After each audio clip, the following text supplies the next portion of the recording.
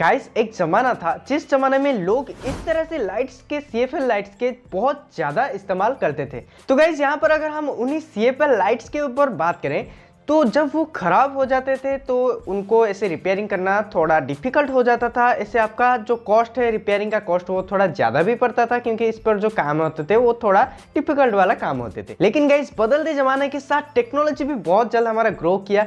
अगर CFL lights की हम बात करें इसके करंट रेटिंग्स की, इनपुट रेटिंग्स की, तो ये ज़्यादा पावर लेते थे तो जिसके वजह से आपका जो घर का बिजली का बिल है वो ज़्यादा बढ़ जाता था। तो गाइस उसी परेशानी को ध्यान में रखते हुए ऐसे बल्ब्स इन्वेंट हुए जो कि LEDs बल्ब है, जो कि आजकल नॉर्मल घरों में हर जगह पर ये यूज होता है, बहुत ही कॉमन ये यूज होता है। तो गाइस इन LEDs को यूज करने का ये बेनिफिट है कि जब हम इनको यूज करते हैं इनका इफिशियंसी बहुत अच्छा हमको मिलता है। मतलब इनपुट इनका जो है पावर वो बहुत कम पावर कंज्यूम में आपको बहुत ही अच्छा रोशनी दे देता है और इसका प्राइस भी जो है वो बहुत कम आता है। इसीलिए आजकल लोग ज़्यादा इन्हें हायर कर रहे हैं, इनको ज़्यादा यूज कर रहे हैं। तो गाइस जब वो खराब हो जाता है तो इन्हीं LEDs लाइट को भी रिपेयरिंग करना बहुत ही इजी है। पहले जब ये निकला था नया नया तब थोड़ा डिफिकल्ट था, लेकिन अब तो बहुत ही इजी हो चुका है। तो आज के इस वीडियो में हम इसको रिपेयरिंग करना सीखेंगे। नॉर्मल सी बात है, आपको पता ही चल गया होगा। इसको रिपेयरिंग करने के लिए हम जो ऐसे नॉर्मल मार्केट पर 9 वाट 10 वाट 12 वाट का जो किट्स आते हैं उन्हीं किट्स को हम इस्तेमाल करेंगे। लेकिन दिक्कत वाली बात यह है कि जो किट्स आते हैं इनका इंस्टॉलेशन जो है वो बहुत ही दिक्कत वाला काम होता है। तो आज के इस वीडियो में हम इनका इंस्टॉलेशन भी बड़े ही अच्छे से सीखने वाले हैं, इनका रिपेयरिंग हम बहुत ही अच्छे से सीखने वाले हैं। तो नमस्कार दोस्तों, मैं हूं चंदन, आप देख रहे हैं इलेक्ट्रो इंसान। अगर आप हमारे परिवार पर नए हैं तो चैनल को जल्द से जल्द सब्सक्राइब कर दीजिए। अगर आपको वीडियो पसंद आता है तो वीडियो को डेफिनेटली लाइक कर दीजिए, अपने दोस्तों के साथ शेयर कीजिए। और कैसा लगा वीडियो आप हमें नीचे कमेंट सेक्शन पर भी बता सकते हैं, या फिर इलेक्ट्रिकल इलेक्ट्रॉनिक्स टेक्नोलॉजी से रिलेटेड कुछ क्वेश्चन आपको पूछना है आप हमें नीचे कमेंट सेक्शन पर भी बता सकते हैं। और गाइस पर्सनल क्वेश्चन के लिए इंस्टाग्राम पर DM कर सकते हैं, लिंक इन डिस्क्रिप्शन। एक बार जरूर चेकआउट कीजिएगा, हम वहाँ पर बहुत एक्टिव रहते हैं, बहुत भी एक्स्ट्रा कंटेंट पोस्ट करते हैं। तो let's start the video.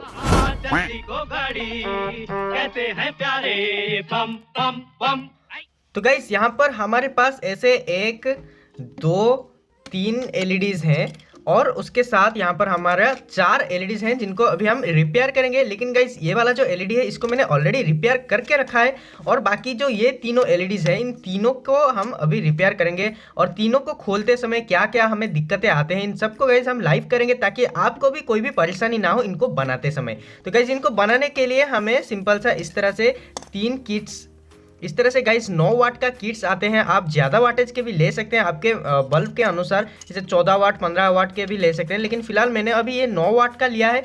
Guys ये जो किट्स आते हैं ऑनलाइन पर भी मिल जाते हैं, ऑफलाइन पर भी मिल जाते हैं, लेकिन ऑफलाइन पर बहुत सस्ते मिलते हैं। ये जो किट एक का 10 रुपया अभी मिलता है। इसका जो कनेक्शन है गाइस बहुत ही मतलब कुछ ज़्यादा ही सिंपल है, मैं आपको दिखा देता हूँ। यहाँ पर जो गाइस L लिखा है ये है इसका लाइन का टर्मिनल, N लिखा है न्यूट्रल का टर्मिनल। ऐसा कुछ नहीं जो लाइन यहाँ पर लगेगा न्यूट्रल यहाँ पर नहीं लगेगा तो नहीं जलेगा, ऐसा कुछ नहीं। आप ऐसे जो पॉजिटिव जो फेज न्यूट्रल है कहीं पर भी लगा सकते हैं। ये है इन दोनों का पॉइंट, यहाँ पर सीधा सीधा आप इलेक्ट्रिक को सप्लाई कर देंगे तो ये जो किट है वो ग्लो करने लगेगा। लेकिन याद रहे इसको आप ऐसे ही लाकर कहीं पर भी यूज नहीं कर सकते क्योंकि ये बहुत ज़्यादा हीट होता है। और ये जो LED है इसके अंदर एक हीट सिंक रहता है, जब भी ये हीट होता है तो हीट सिंक के वजह से ये जो किट है गाइस वो प्रोटेक्ट रहता है। लेकिन अगर आप ऐसे ही इसको लगा देंगे तो ये कुछ ही दिन में खराब हो जाएगा। तो गाइस अभी हम क्या करेंगे, इन सारे LEDs को खोलेंगे और खोल के इसको रिपेयरिंग करेंगे। मतलब ये जो किट्स है इन किट्स को इंसर्ट करेंगे। तो पहले हमें क्या करना होगा, देखिए ये जो LED को खोलना है सबसे बड़ा दिक्कत हो जाता है। कुछ ऐसे LEDs हैं जिनको इस तरह आसान से मूव करने पर भी ये खुल जाते हैं, लेकिन कुछ LEDs ऐसे हैं जो कि इस तरह से करने पर घूमते भी नहीं है। तो ये इस कंडीशन पर आपको क्या करना है, इस तरह से एक नुकीला चीज़ ले लेना है और ऐसे आराम से धीरे धीरे से इसको इस तरह से करके इसको ऐसे घुसा देना है। फिर इस तरह से थोड़ा आप कर देंगे तो ये आराम से, बहुत ही आराम से निकल जाएगा। इससे आपको ज़्यादा तोड़ फोड़ करने की ज़रूरत नहीं है। तो अभी हम इसके बाद क्या करेंगे, देखिए इसके बाद आप इनको सोल्डरिंग आयरन के थ्रू ये जो 2 सोल्डरिंग यहाँ पर लगे हैं इन दोनों को आप निकाल लीजिए कुछ इस तरीके से। तो गाइस सोल्डरिंग को निकालने के बाद अभी आप क्या करेंगे, यहाँ पर आपको इस तरीके से 2 स्क्रूज देखने को मिल जा रहे होंगे। तो इन्हीं स्क्रू को आप पहले ओपन कर लेंगे। और गाइस ध्यान रहे ये जो स्क्रू है इनको आपको अच्छे से रखना है, अगर गुम हो गया तो आपको बाद में बहुत से ऐसे दिक्कतें आएंगी। तो इन स्क्रू को आपको एक सही जगह में रखना है। अभी ये हो गया एक। अभी हम चलेंगे दूसरे के पास। ये गाइस बड़े आसानी से खुल गया। अगर आपका नहीं खुलता है तो मैंने जो ट्रिक बताया वो ट्रिक यूज़ करके भी आप खोल सकते हैं, बड़े आसानी से खुल जाएगा, कोई परेशानी वाली बात नहीं।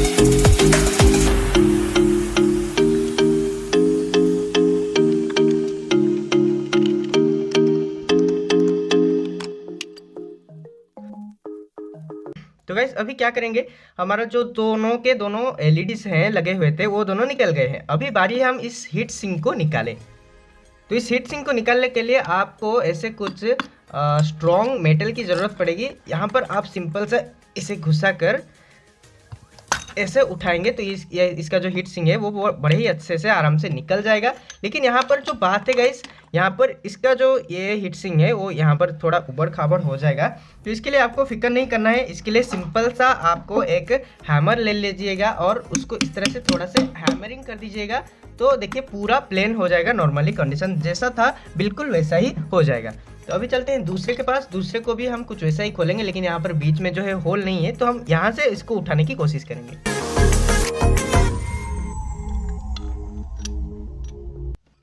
तो गाइस इन सभी को हम अभी खोल चुके हैं। तो अब हम क्या करेंगे, देखिए हीट सिंक को निकालने के बाद जो गाइस चुनौती है वो शुरू होता है। इसका चुनौती तो ये है कि इस किट को हमको तोड़ना पड़ता है, निकालना पड़ता है। उसके बाद पूरा छोटा छोटा सा आपको एक तार दिखता है, उसी तार को सोल्डरिंग करना है सबसे बड़ा चुनौती का काम। तो अभी हम क्या करेंगे, इस किट को हम खोलेंगे। इस किट को खोलने के लिए गाइस आप ऐसे कोई भी किट ऐसे निकालने पर खुल जाता है, तो कोई किट को ऐसे तोड़ना पड़ता है। तो जैसा कि अभी आप देख सकते हैं कि ये जो किट है ये अभी खोल नहीं रहा है। तो अभी हम इसको क्या करेंगे, इसको हम तोड़ेंगे। कैसे तोड़ेंगे, देखिए इस तरह से आपको प्लायर्स ले लेना है। प्लायर्स को इससे पकड़ के इसे बस घुमाकर तोड़ दीजिए।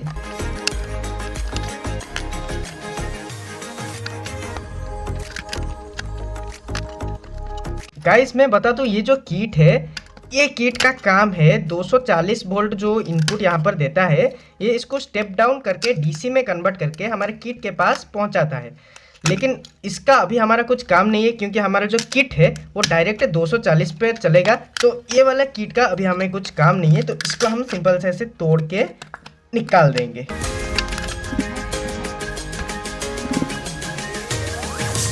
तो गाइस जैसा कि आप देख सकते हैं हमने तोड़म ताड़ी बहुत अच्छे से कर लिया है। अभी हम क्या करेंगे, देखिए मैं आपको यहाँ पर दिखाता हूँ। यहाँ पर आपको ऐसे दो वायर्स दिखने को मिल जाएंगे। देखिए एक है एक ये वायर है और दूसरा ये वायर है। अभी हमको क्या करना होगा, देखिए ये जो वायर है, इन दोनों के वायर के ऊपर एक वाइट कलर का इंसुलेशन लगा हुआ है, जिस इंसुलेशन को हमको ऐसे ट्वीजर की मदद से ऐसे चिपक के निकाल देना है।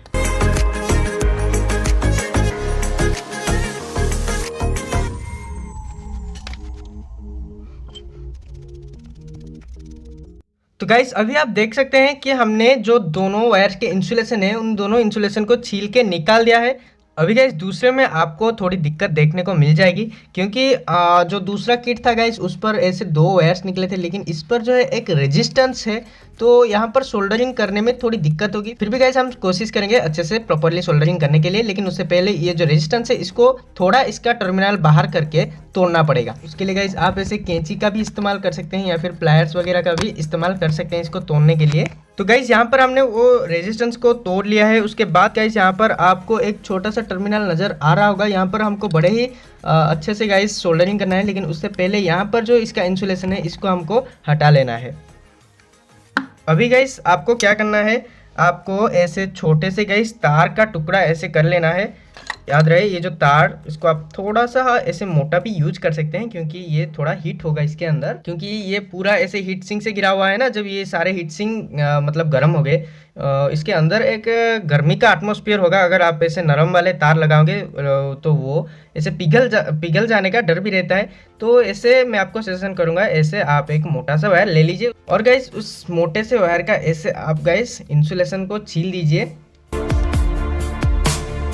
गाइस इंसुलेशन को छीलने के बाद इसका जो कॉपर है, इसके कॉपर को आपको सोल्डरिंग करना है इन दोनों के टर्मिनल के साथ। लेकिन गाइस उससे पहले हमको इसको थोड़ा फ्लॉक्स के साथ लगाकर बाहर ही थोड़ा सोल्डरिंग कर लेना है, ताकि अंदर जाने के बाद ये कोई दिक्कत ना करे और आराम से सोल्डरिंग हो जाए एक ही झटके में। गाइस अभी मैं आपको बता दूं, अगर आप सोल्डरिंग आयरन के पॉइंटेड बीट को इस्तेमाल करते हैं गाइस, पॉइंटेड बीट यहाँ पर इस्तेमाल ना करें, क्योंकि गाइस पॉइंटेड बीट अगर आप इस्तेमाल करते हैं तो थोड़ी आपको दिक्कत आ सकते हैं। जैसे कि मैं भी गाइस पॉइंटेड मैं आपको यहाँ पर दिखाने की कोशिश कर रहा हूँ, लेकिन जो फोकस है वो नहीं हो रहा। यहाँ पर गाइस देखिए, मैं पॉइंटेड बीट पहले इस्तेमाल करता था, लेकिन ये वाले काम के लिए पॉइंटेड बीट है जो वो सुइटेबल नहीं है, इसलिए आप इस तरह फ्लैट बीट का इस्तेमाल करें। गाइस देखिए, वायर को ऐसे सोल्डरिंग करने के बाद ये जो वायर है गाइस इस तरह से दिखने लगेगा। याद रहे आपको इस तरीके से पूरा प्रॉपरली सोल्डरिंग कर देना है, ताकि ये अंदर जाकर कोई परेशानी ना करे, अच्छे से एक ही झटके में सोल्डरिंग हो जाए। गाइस यहाँ पर हमारा वायर का सोल्डरिंग का काम खत्म हो चुका है। अभी हम इसके अंदर थोड़े ऐसे सोल्डरिंग कर देंगे ताकि अच्छे से लग जाए सोल्डरिंग।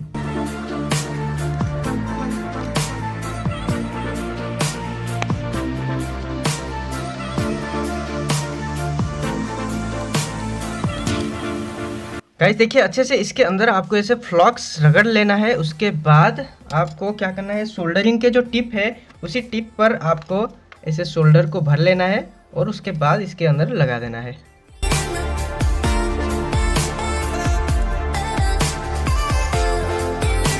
तो गाइस जैसा कि आप देख सकते हैं कि सोल्डरिंग जो है वो प्रॉपर तरीके से लग चुका है। अभी हमारा बारी है, हमने जो वायर को सोल्डरिंग किया था अभी उसको हम इसके साथ इंजेक्ट करें। तो उसके पहले वायर को थोड़ा ऐसे फ्लॉक्स में लगा देंगे और इसके अंदर जो है सोल्डरिंग कर देंगे बड़े आराम से। गाइस शायद आपको कैमरा में दिखाई ना दे रहा हो, पर ये आप अपने हिसाब से थोड़ा ऐसे मुश्किल होगा, लेकिन हो जाएगा।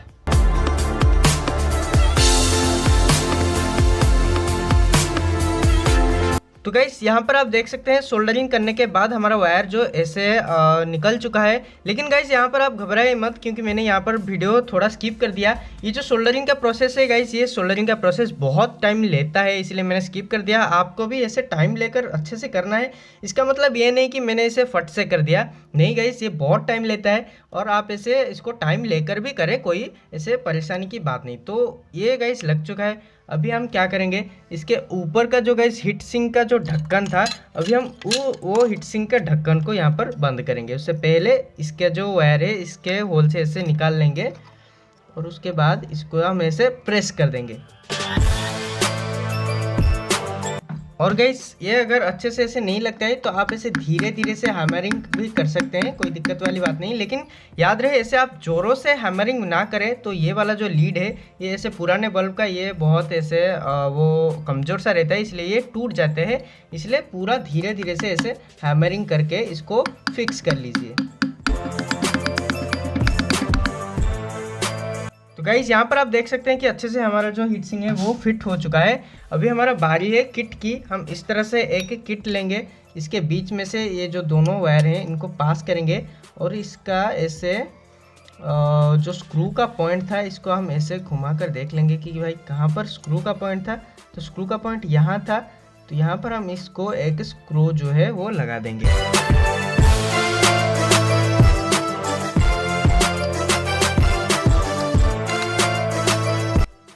गाइस यहाँ पर आपको एक स्क्रू लगाना है, क्योंकि दूसरा स्क्रू के लिए यहाँ पर जो होल था वो चुभ गया है।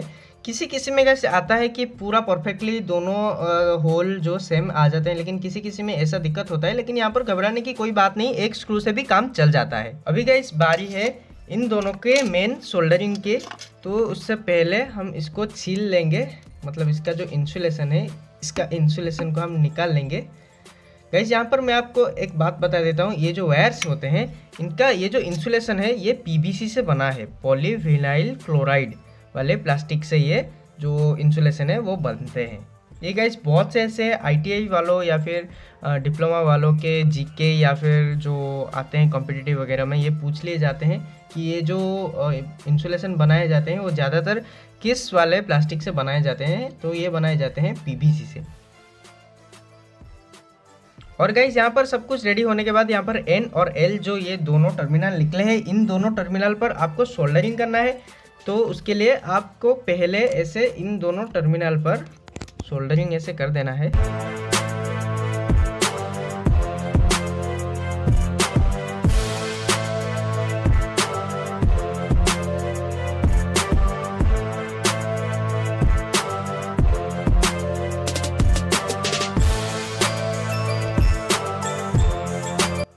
तो गाइस यहाँ पर देख सकते हैं कि दोनों के दोनों जो सोल्डरिंग है वो हो चुके हैं कंप्लीट। अभी हम इसको पावर सप्लाई देकर देखेंगे। लेकिन गाइस यहाँ पर मैंने आपको एक बात बताना भूल गया, इसके अंदर जो हमने वायर जो यहाँ पर सोल्डरिंग किया, तो वहाँ पर आप क्या करेंगे, ऐसे ग्लू गन अगर आपके पास है तो ऐसे ग्लू यूज़ करके इसके अंदर थोड़ा इंसुलेशन बना दीजिए, ताकि ये इनके अंदर जो वायर्स होते हैं वो ऐसे हिले डुले ना। अगर हिल जाते हैं, अगर दोनों में आपस में शॉर्ट हो जाते हैं तो ऐसे काफ़ी रिस्क सा हो जाता है। लेकिन मैंने यहाँ पर इंसुलेशन नहीं लगाया क्योंकि इसका एक जो टर्मिनल था वो बहुत छोटा था, तो इसलिए मैंने यहाँ पर नहीं लगाया। लेकिन जो इस वाले किट, इस वाले जो आते हैं यहाँ पर, ये दोनों ही बड़े बड़े होते हैं, तो यहाँ पर बहुत ज़रूरी हो जाता है कि आप दोनों के बीच में कुछ इंसुलेशन बना दें। तो गाइस ये हो चुका है। अभी इसको हम टेस्टिंग करने से पहले आपको आपका मल्टीमीटर ले लेना है, लेकर थोड़ा कंटिन्यूटी जो है चेक कर लेना है कि कहीं ये शॉर्ट वगैरह तो नहीं, इसके बॉडी के साथ तो शॉर्ट नहीं। इस तरह से करके आपको थोड़ा कंटिन्यूटी जो है वो टेस्ट कर लेना है। तो पहले गाइस आपको मेन जो दो टर्मिनल है इन दोनों के अंदर कंटिन्यूटी टेस्ट करना है। तो गाइस आप यहाँ पर देख सकते हैं इन दोनों के अंदर कोई भी कंटिन्यूटी नहीं है। तो अभी एक टर्मिनल को कांस्टेंट रख के बाकी बॉडी के साथ ऐसे टच करके देखें कि कहीं बॉडी के साथ तो कंटिन्यूटी नहीं है। गाइस देख सकते हैं कि ये वाले टर्मिनल के साथ बॉडी के साथ कोई कंटिन्यूटी नहीं है। इस वाले टर्मिनल को भी हम टेस्ट कर लेते हैं। गाइस आप देख सकते हैं कि ये वाले टर्मिनल के साथ भी कोई भी कंटिन्यूटी नहीं है, मतलब हमारा जो एलईडी बल्ब है वो पूरा सिक्योर है, सेफ है। तो अभी हम इसको क्या करेंगे, इसको टेस्ट करेंगे। और गाइस टेस्ट करने के लिए आपको सिंपल सा ऐसे ही एक होल्डर पर लगा देने पर भी पता चल जाएगा।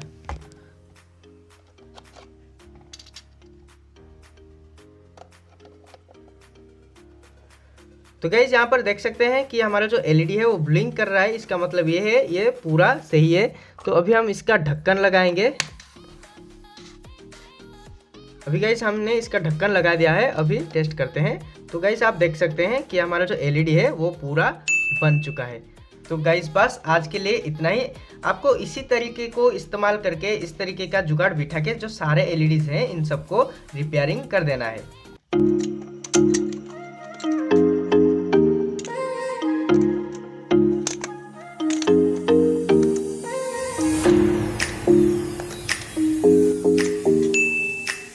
तो गाइस आशा करता हूँ आप इस वीडियो से कुछ जान चुके हैं, कुछ सीख भी चुके हैं।